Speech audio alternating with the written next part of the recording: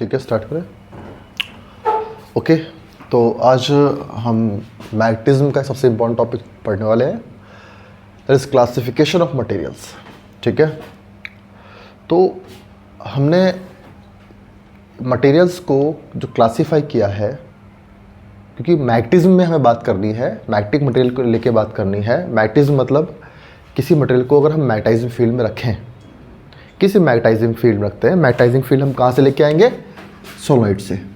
तो ये एक सोलनॉइड है, ठीक है, और मैंने इस सोलनॉइड में करंट फ्लो कर दिया, तो इससे क्या होगा? अंदर मैग्नेटिक फील्ड बन जाएगा। कितना मैग्नेटिक फील्ड होगा? D is equals to mu not N I. समझ आया? ठीक है। अब इस मैग्नेटाइजिंग फील्ड में अगर हम एक एक्सटर्नल मटेरियल रखते हैं, एक रॉड लेके आते हैं, उस रॉड को इस मैग्नेटिक फील्ड में इंसर्ट करते हैं, ठीक है, तो कितना मैग्नेटिक फील्ड को सपोर्ट करता है? वैसे बेसिकली एक मटेरियल मैग्नेटाइज होता है, वो क्यों होता है? आखिर क्या वजह है मटेरियल के मैग्नेटाइज होने की? ठीक है, या मैग्नेटिक प्रॉपर्टी कहाँ से बनती है किसी मटेरियल में? तो सबसे पहले आप लोग याद होगा कि हमने ये प्रूव किया था कि एक revolving electron in an atom, एक रिवॉल्विंग इलेक्ट्रॉन होता है, उसका अपना क्या होता है? Magnetic moment.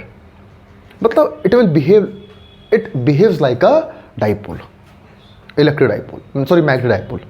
ठीक है, अब मैग्नेटिक डाइपोल की तरह बिहेव करता है, उसका अपना एक मोमेंट होता है। ठीक है, तो एक रिवॉल्विंग इलेक्ट्रॉन मैग्नेटिक फील्ड बनाता है, ठीक है, और मैग्नेटिक फील्ड डायरेक्शन हम कैसे निकालते हैं? By right hand thumb rule, ऐसे हम देखेंगे ना। ठीक, तो जिस तरफ मैग्नेटिक फील्ड होगा उस तरफ मैग्नेटिक मोमेंट होगा। ये बात समझते हो? तो अब जनरली हम देखते हैं कि एक एटम, एक मटेरियल जनरली जब देखते हैं उसके आसपास हम मैग्नेटिक फील्ड देखते हैं तो जीरो मैग्नेटिक फील्ड होता है, कोई मैग्नेटिक फील्ड नहीं होता। तो आखिर क्या वजह है किसी मटेरियल के आसपास मैग्नेटिक फील्ड जीरो होता है? क्या रीज़न हो सकता है? तो हमने कुछ सोचा, हमने सोचा कि भाई जो नेट मैग्नेटिक मोमेंट होता है वो कितना होता है? ज़ीरो। कोई डाइपोल ऐसा होगा तो कोई डाइपोल ऐसा होगा, कोई डाइपोल ऐसा होगा तो कोई अपोजिट किसी का मैग्नेटिक मोमेंट नीचे की तरफ होगा। ठीक है, एटम्स रैंडम होते हैं वहाँ पर पूरी मटेरियल के अंदर। ठीक है, लेकिन जब हमें अगर मटेरियल की क्लासिफिकेशन की बात करनी है कि एक मटेरियल ऐसा है कि जिसको हम मैग्नेटिक फील्ड में रखते हैं, तो एक वो उल्टा मैग्नेटाइजेशन होता है, उल्टा मैग्नेटाइज होता है। वो जो अपने अंदर मैग्नेटिक प्रॉपर्टी क्रिएट करता है, वो एक्सटर्नल मैग्नेटिक फील्ड का अपोज करने के लिए अपने अंदर मैग्नेटिक प्रॉपर्टी क्रिएट करता है। वो मैग्नेटिक फील्ड को पसंद नहीं करता। एक मटेरियल होता है ऐसा कि जो मैग्नेटिक फील्ड को पसंद तो करता है लेकिन बहुत कम करता है, और एक ऐसा होता है जो मैग्नेटिक फील्ड को बहुत ज़्यादा पसंद करता है। तो हम जितने मटेरियल्स हैं सब मिलके किससे बने हैं? एटम से ही तो मिलके बने हैं। एटम किससे मिलके बने हैं? इलेक्ट्रॉन से मिलके बने हैं। रिवॉल्विंग इलेक्ट्रॉन, उसके चारों तरफ इलेक्ट्रॉन रिवॉल्व करते हैं, और चलते हुए इलेक्ट्रॉन करंट बनाते हैं, इलेक्ट्रिक करंट बनाते हैं। करंट से बनता है मैग्नेटिक फील्ड, तो वो लूप्स है, छोटे छोटे लूप्स हैं। लेकिन हमने सोचा कि अगर डायमैग्नेटिक और पैरामैग्नेटिक को अगर हमें एक कुछ समझाना है, बताना है कि मटेरियल मटेरियल के दो तरीके से होते हैं, एक diamagnetic material, magnetic material,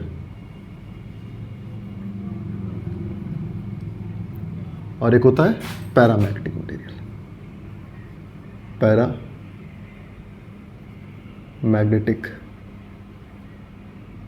materials. तो हम मटेरियल की जो प्रॉपर्टी बात कर रहे हैं हम लोग, वो मैग्नेटिक की प्रॉपर्टी बात कर रहे हैं, किसी मटेरियल की मैग्नेटिक प्रॉपर्टी बात कर रहे हैं। एक होता है फेरोमैग्नेटिक मटेरियल, उसको हम चलो बाद में बात करते हैं, पहले इन दोनों को देख लेते हैं। ठीक है, तो डाया कैसे हुआ? तो हमने बताया कि किसी भी अगर एक इलेक्ट्रॉन रिवॉल्व कर रहा है एटम में, तो उसके पास मैग्नेटिक फील्ड दो तरीके से बनता है।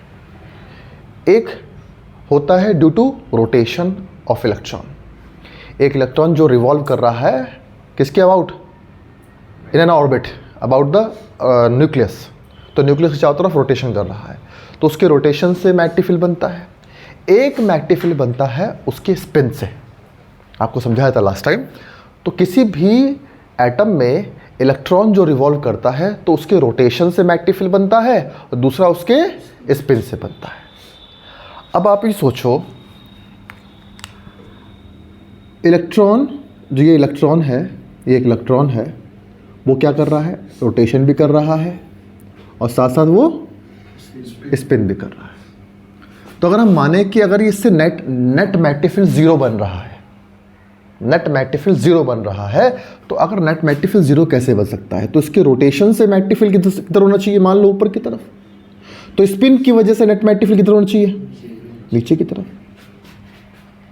तो magnetic field due to spin, magnetic field due to rotation, अगर ये इक्वल एंड अपोजिट हैं तो नेट मैग्नेटिक फील्ड कितना होगा, zero. Net magnetic moment zero हो जाएगा, बनेगा ही नहीं मैग्नेटिक फील्ड। बात समझते हो सब बच्चे? ठीक है। अगर इनमें से एक भी स्लो हो जाए, जो कि हम नहीं मानते स्पिन को स्लो करना, स्पिन कभी स्लो नहीं होता, हम नहीं मानते क्या स्पिन का स्लो होना। स्लो कौन हो सकता है, रोटेशन। रोटेशन स्लो हो सकता है, रोटेशन फास्ट हो सकता है, दोनों ही हो सकता है। ठीक। तो अगर रोटेशन फास्ट हो जाए तो करंट बढ़ गई, ये वाली करंट बढ़ गई। अगर रोटेशन फास्ट हो गया तो magnetic field due to rotation क्या हो जाएगा, ये ज़्यादा हो जाएगा, ज़्यादा हो जाएगा। तो एम आर ज़्यादा हो जाएगा।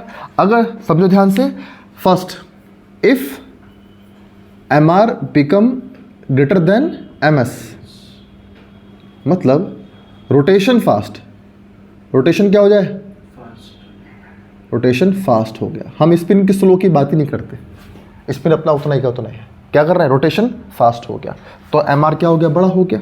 सेकंड, इफ रोटेशन स्लो हो गया तो मैग्नेटिक फील्ड टू स्पिन क्या हो जाएगा, ज़्यादा हो जाएगा। Rotation slow. तो ये दो बातें हम मानते हैं कि किसी भी मटेरियल के पैरामैग्नेटिक मटेरियल और डायमैग्नेटिक मटेरियल में होने का सबसे बड़ा वजह क्या है, ये होना। अगर अपोज करना है बाहर के मैग्नेटिक फील्ड का, तो हम ये मानते हैं क्या, रोटेशन फास्ट हो गया। और उसको सपोर्ट करना है हल्का, तो हम क्या माने, रोटेशन स्लो हो गया। रोटेशन स्लो हो गया तो magnetic field to spinning will be greater than magnetic field to rotation, rotation ज़्यादा हो जाएगा। तो वहां पर थोड़ा सा मैग्नेटिक फील्ड सपोर्ट में आ जाएगा, किसके, अप्लाइड मैग्नेटिक फील्ड के, अप्लाइड मैग्नेटिक फील्ड के। हम ये कंडीशन जब बात कर रहे हैं, जब हम एक एक्सटर्नल मैग्नेटिक फील्ड अप्लाई करें। वो एक्सटर्नल मैग्नेटिक फील्ड कहां से लेके आएंगे, सॉलिनॉइड से, mute n I, this is the applied magnetic field. समझते हो बात को? तो कोई भी मटेरियल डाया पैरा होते ही इनकी वजह से हैं, इन दो वजहों से होते हैं। ठीक है। तो अगर रोटेशन फास्ट कर रहे हैं तो वो एक्सटर्नल मैग्नेटिक फील्ड का अपोज कर रहे हैं, क्योंकि वो क्या बन गए, वो कौन से मटेरियल है, वो डायमैग्नेटिक मटेरियल है। अगर उन्होंने रोटेशन स्लो कर दिया, यानी स्पिनिंग फास्ट हो गई, यानी स्पिनिंग फास्ट हो गई, ठीक, तो वो क्या बन गया, वो मटेरियल की, वो किस मटेरियल की खास बात होती है, उस मटेरियल, वो होते हैं हमारे पैरामैग्नेटिक मटेरियल। ये एक जनरल बातें हैं जो हम समझने के लिए हमें मालूम होना चाहिए। क्या बात क्लियर हो गया? लेकिन चलो, ये बात तो हम समझते हैं, इतना तो हमें समझ में आ गया। अब और क्या क्या वजह थी हमारी डाया और पैरा बनाने की? तो हमने एक बात याद रखो, आपने पहली बार जब पढ़ा था, वो पढ़ा था आपने जब आपको मैंने समझाया था मैग्नेटिक ससेप्टिबिलिटी, सायम। इस सायम क्या होता है, M/H।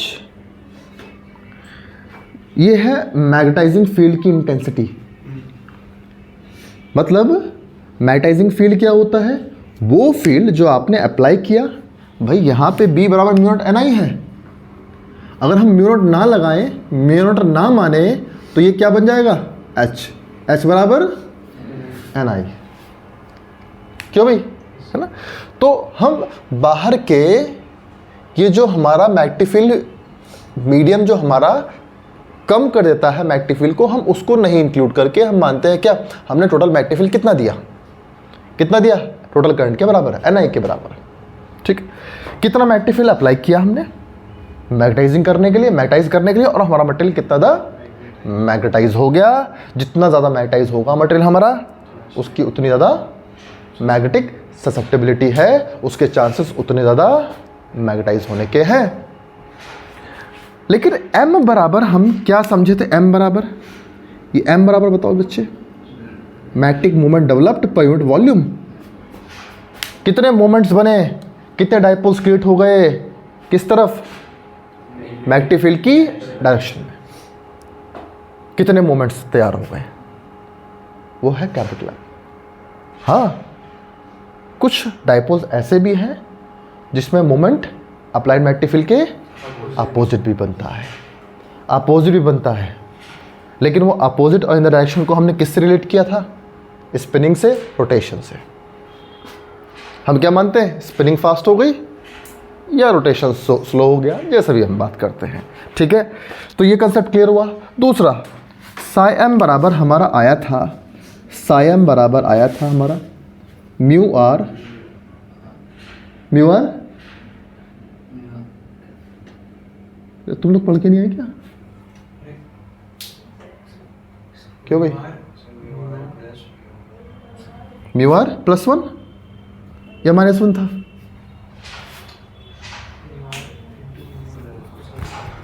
कैसा है, तुम लोग याद नहीं किया, याद नहीं किया था, है भाई।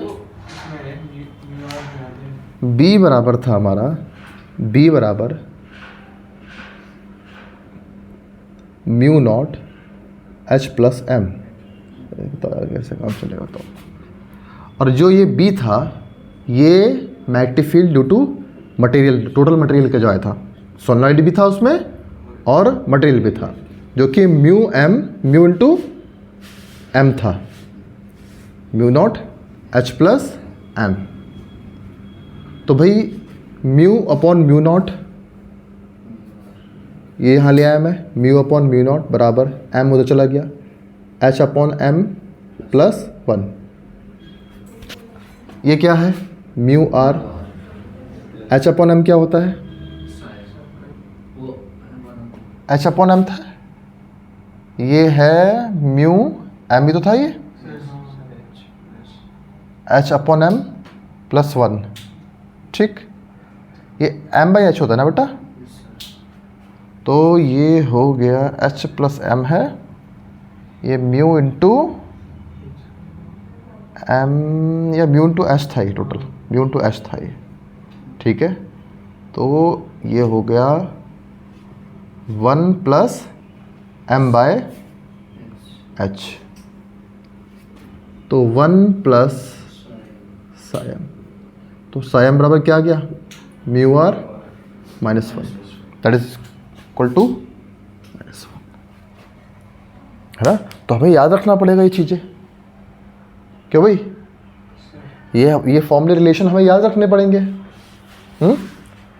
तो जो साई M होता है दैट इज लेस देन, एक तो म्यू आर से कम होता है, साई M = म्यू आर -1। ठीक है, तो साई M क्या होता है, ये लेस देन होता है किससे, म्यू आर से, या म्यू आर जो होता है साई M से +1 होता है। क्यों भाई, याद रहेगा।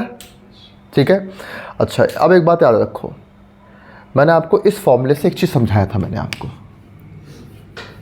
साई M बराबर रिलेटिव परमिबिलिटी -1, साई M बराबर क्या है, म्यू आर -1।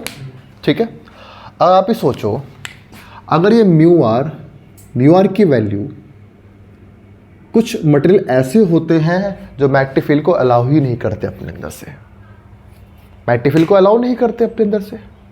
ठीक है, अब मैग्नेटिक फील्ड को अलाउ नहीं करेंगे तो उनकी वैल्यू क्या होगी, दैट इज म्यू आर क्या होता है, म्यू आर बराबर mu upon mu not.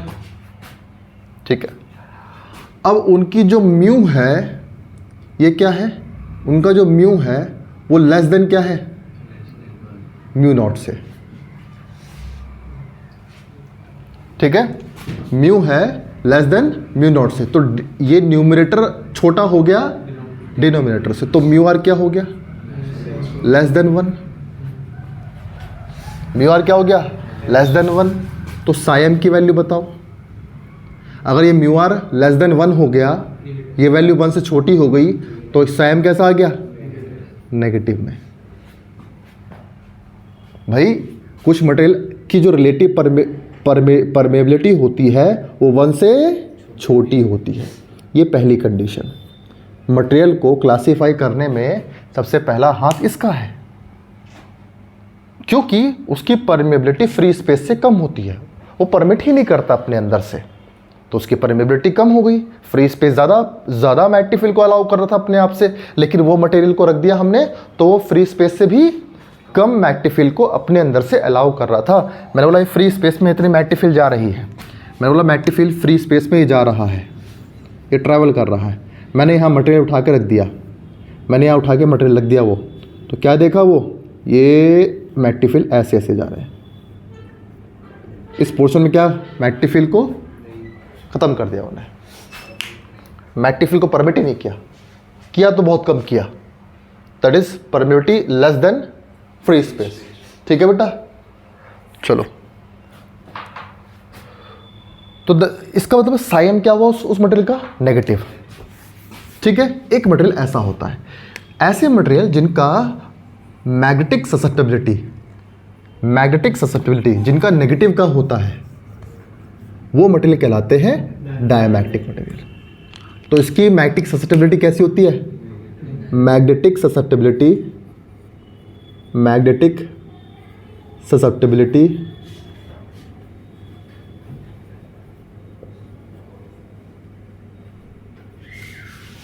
Sai m कैसा होता है, नेगेटिव का होता है। नेगेटिव कैसा होता है, नेगेटिव का होता है।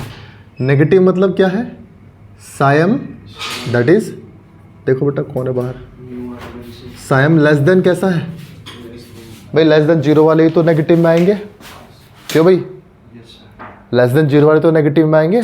ठीक है, तो साई m क्या है, लेस देन 0। ठीक है, तो ऐसे मटेरियल जिनका मैग्नेटिक ससेप्टिबिलिटी कैसा होता है, नेगेटिव का होता है, लेस देन 0 होता है, those material are called diamagnetic materials. ठीक है बेटा, चलो बैठा है।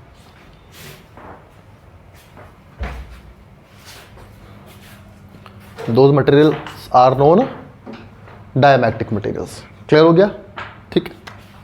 अच्छा, अब ये हमें कंसेप्ट समझ में आया, ठीक है। अच्छा चलो, अब दूसरी बात सुनो, ये तो हमारा फॉर्मूला था साई m का। साई m बराबर क्या है, म्यू आर माइनस 1, इसको अलग से लिखता हूँ, psi m is equals to mu r minus 1। ठीक है, अच्छा अब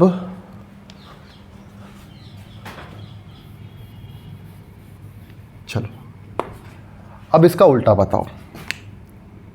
देखो, हमारे कुछ मटेरियल ऐसे हैं जिनको हमने बाहर के मैग्नेटिक फील्ड में रखा, तो जैसे ये बाहर का मैग्नेटिक फील्ड है, ठीक है, अप्लाइड मैग्नेटिक फील्ड है, यहाँ से मान लो ये मैग्नेटिक फील्ड आ रहा है और मैंने यहाँ पे मटेरियल को रख दिया, तो क्या देखा, मटेरियल ये मैग्नेटिक फील्ड थोड़ा सा इसकी तरफ अट्रैक्ट हुआ, ये मैग्नेटिक फील्ड थोड़ा सा मुड़ के इसमें से चले गए।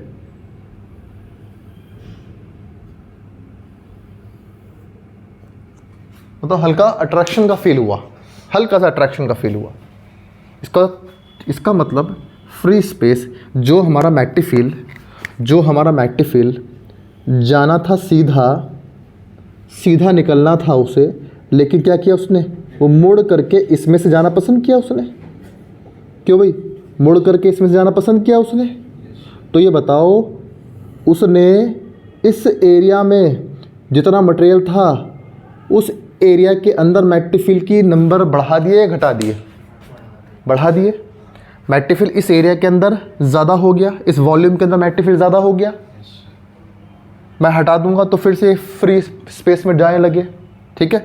तो इस लोकेशन के अंदर ज़्यादा मैग्नेटिक फील्ड हो गया, इट मीन्स यहाँ पर जो म्यू है वो बड़ा हो गया किससे, म्यू नॉट से। यहाँ म्यू छोटा था, म्यू थोड़ा सा बड़ा हो गया म्यू नॉट से। It means mu R is greater than mu upon mu not. तो it means mu R will be greater than 1। वैसे यहाँ पे भी आप एक सेकेंड प्रॉपर्टी क्या लिख सकते हो, म्यू आर लेस देन 1। यहाँ पे जो म्यू आर होता है रिलेटिव परम्यूटिविटी होती है वो लेस देन 1 होती है। अब ज़रा हम इसकी डायमेट्रिक की बात करें, यहीं से देख के पता लग जाएगा कि यहाँ पर म्यू आर तो बड़ा होता है। अगर म्यू आर बड़ा हो जाएगा तो ऐसे मटेरियल क्या कहलाएंगे, paramagnetic material. Those material are called paramagnetic material. बात समझ में आ गई? ठीक है, इसको रफ कर देना। ये चीज़ तो इतना थियरीज तो मैंने समझाने के लिए लिखी थी। अब तो भाई यहाँ पर जो मैग्नेटिक ससेप्टिबिलिटी होती है, मैग्नेटिक ससेप्टिबिलिटी क्या होती है, सायम कैसा होगा इसका नेगेटिव का, इसका क्या होगा पॉजिटिव का, it will be positive. Clear हो गया नहीं हो गया? कैसे पॉजिटिव का हो गया? क्योंकि यहाँ पे बात हूँ मैं, क्योंकि सायम होता है म्यू आर माइनस 1 और म्यू आर की वैल्यू होती है पैरामैग्नेटिक मटेरियल की म्यू आर की वैल्यू क्या होती है, 1 से बड़ी, 1 से थोड़ी बड़ी होती है। ठीक है, 1 से बड़ी होती है या 1 के नियरली बराबर होती है, थोड़ी बड़ी होती है। तो भाई यहाँ पे जब ये बड़ी वैल्यू है 1 से तो डेफिनेटली सायम की वैल्यू क्या होगी बेटा, पॉजिटिव की आएगी। जब 1 से बड़ी वैल्यू आएगी लेकिन सायम की वैल्यू पॉजिटिव की आएगी, और या आप बोलो 1 से छोटी आएगी।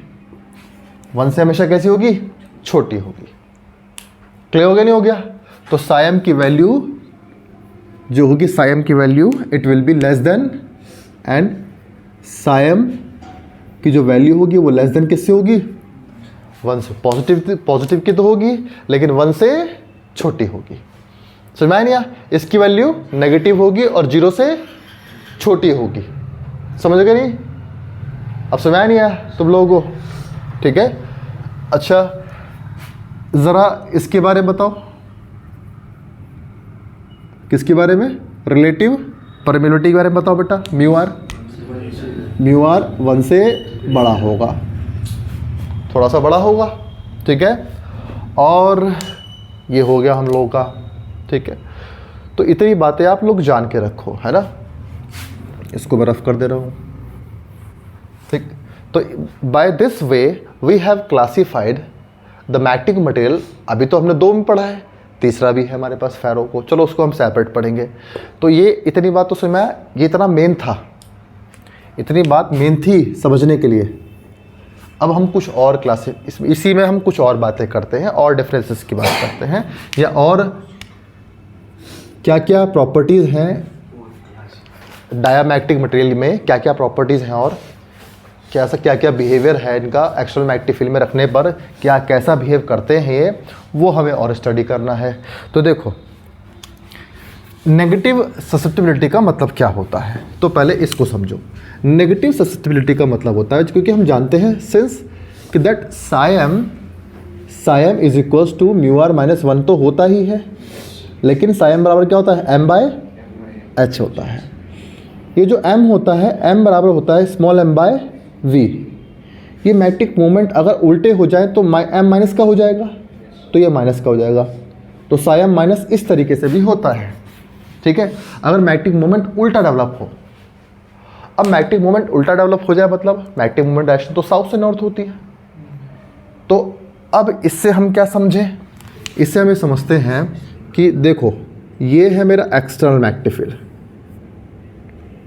ये है मेरा एक्सटर्नल मैग्नेटिक फील्ड, ये है नॉर्थ, ये है साउथ। ठीक है, ये जो मटेरियल होता है डायमैग्नेटिक मटेरियल, ये हमेशा एक्सटर्नल मैग्नेटिक फील्ड का अपोज करता है। इट opposes the applied या magnetizing field, applied magnetic field, applied magnetic field को क्या बोलेंगे हम, मैग्नेटाइजिंग फील्ड। नहीं, किसका अपोज करता है, अप्लाइड मैग्नेटिक फील्ड का या मैग्नेटाइजिंग फील्ड का।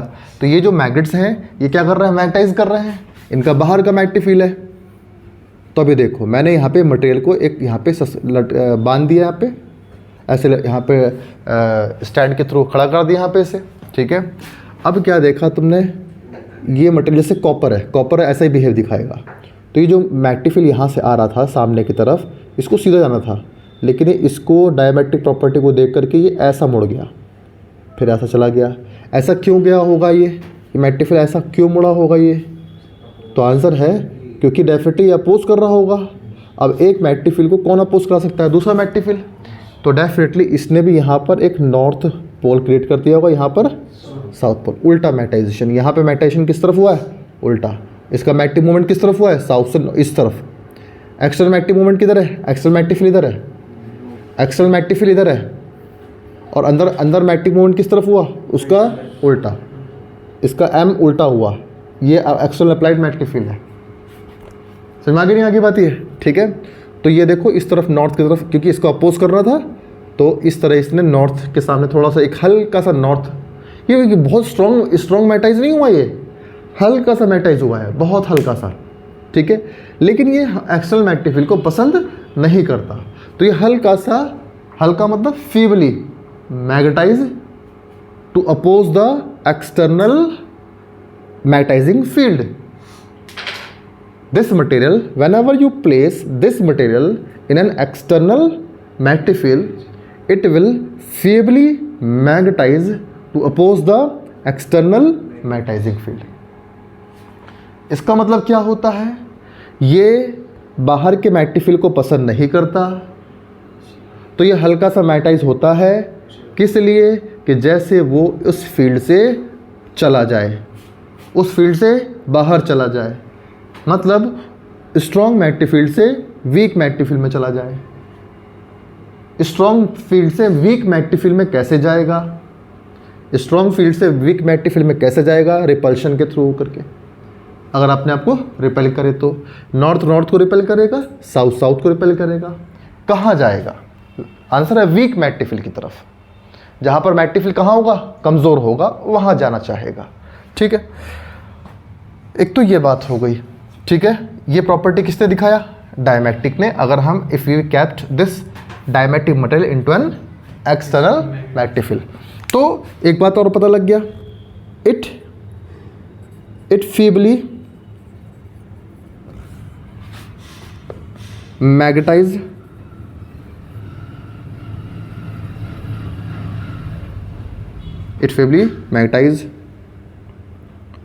टू अपोज, ये तो बता चुका हूं मैं, it feebly magnetize to move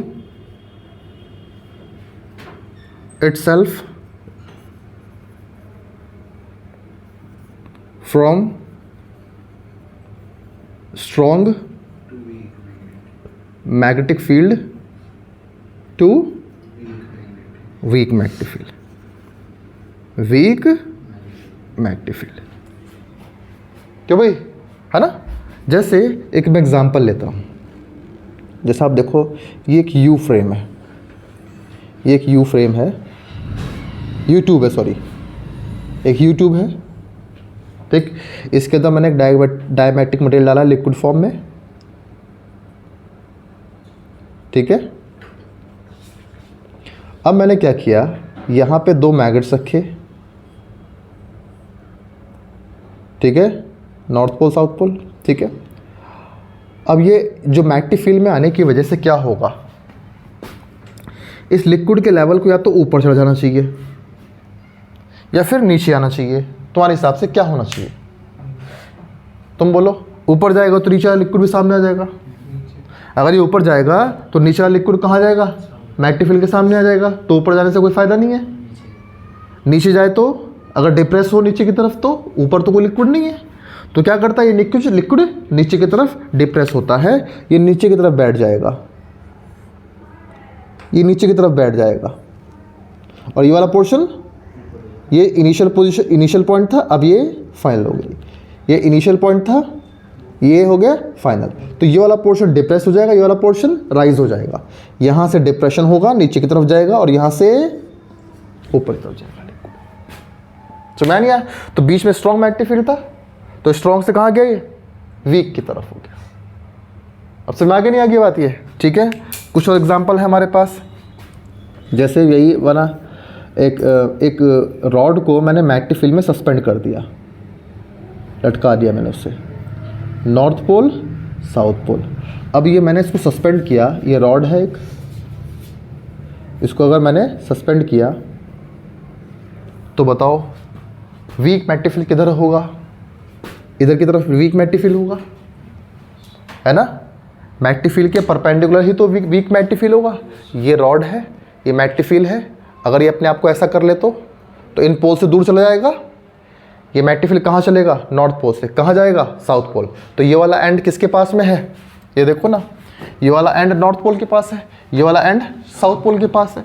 तो ये चाहेगा इनसे दूर जाना, ये चाहेगा इससे दूर जाना, तो ये अपने आप को कैसे कर लेगा? मैग्नेटिक फील्ड के परपेंडिकुलर।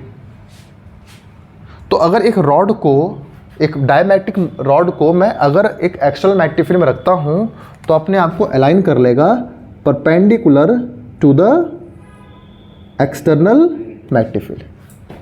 ये अपने आप को अलाइन कर लेगा perpendicular to the external magnetic field. तो ये आप डायग्राम बना के आओगे इस तरीके से, है ना।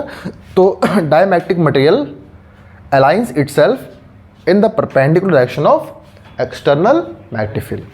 तो वही अगर मैं पैरा के लिए बात करूं तो पैरा के लिए देखो, तो इसका तो म्यू आर बड़ा है 1 से, तो देखो कैसा बिहेव करेगा।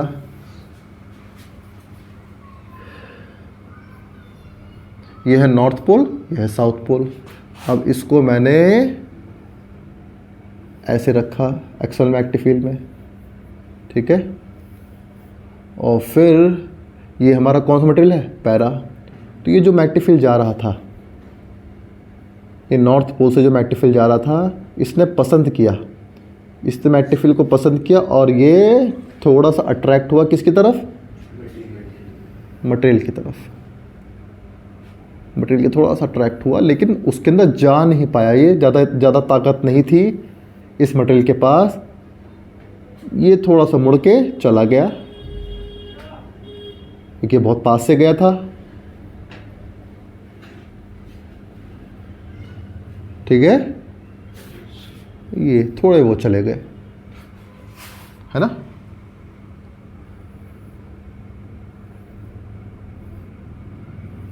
ये है बिहेवियर, ठीक है। तो आप समझ जाओगे कि इसने थोड़ा मैग्नेटिक फील्ड को अलाउ किया, तो यहाँ पे क्या बन गया होगा? साउथ पोल, और यहाँ क्या बन गया होगा? नॉर्थ पोल, ठीक है। पसंद किया है इसलिए अट्रैक्ट होगा, साउथ से नॉर्थ, नॉर्थ से साउथ। तो ये अपने आप को कैसा रखेगा? हमेशा मैग्नेटिक फील्ड की, अप्लाइड मैग्नेटिक फील्ड की डायरेक्शन में। तो यानी इस तरफ है अप्लाइड मैग्नेटिक फील्ड, तो इस तरफ ही क्या होगा इसका? मैग्नेटाइजेशन। क्यों भाई? इस तरफ ही क्या होगा इसका? मैग्नेटाइजेशन। तो it opposes the applied magnetic field, तो ये क्या होगा? It supports the applied magnetic field. It supports the,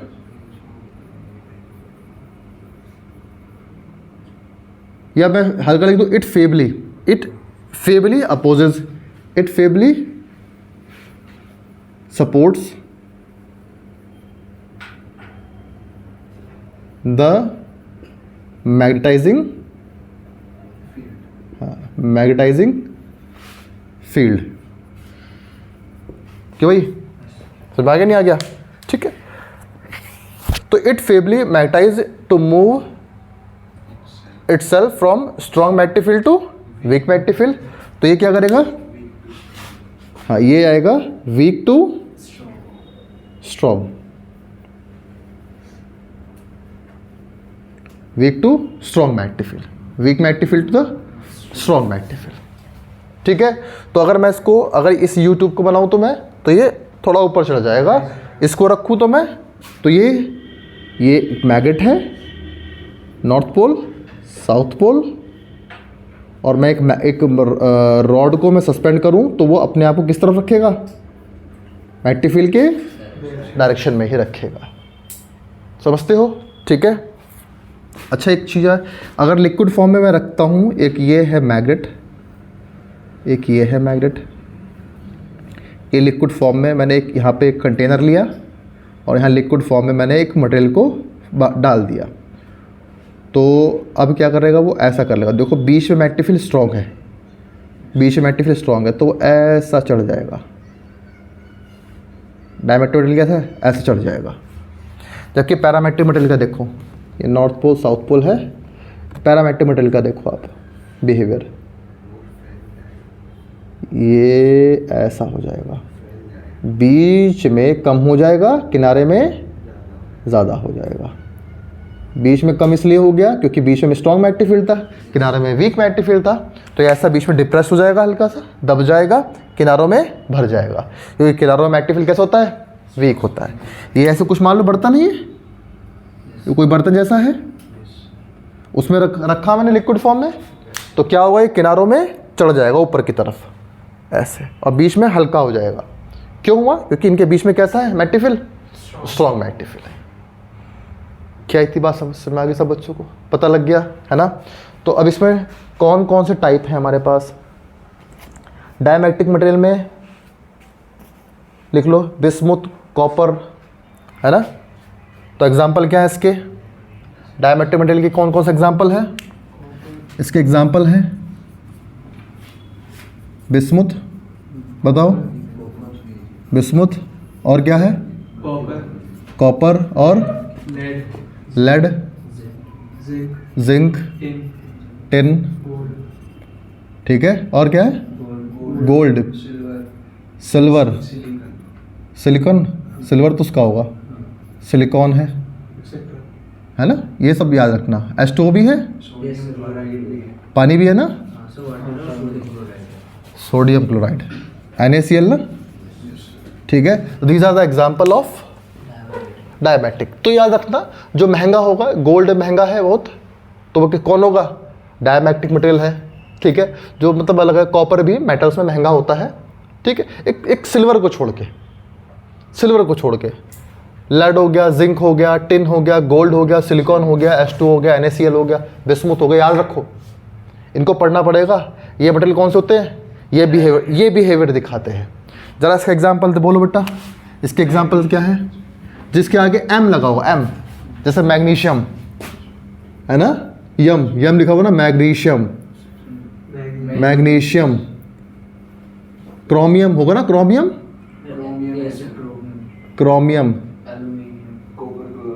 aluminium, ये देखो एल्यूमिनियम, प्लेटिनम, सोडियम,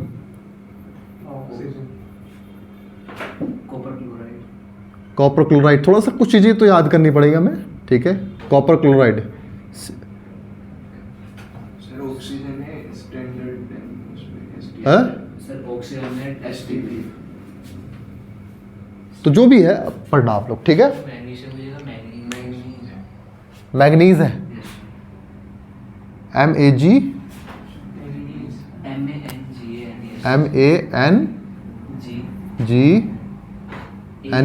NASE है,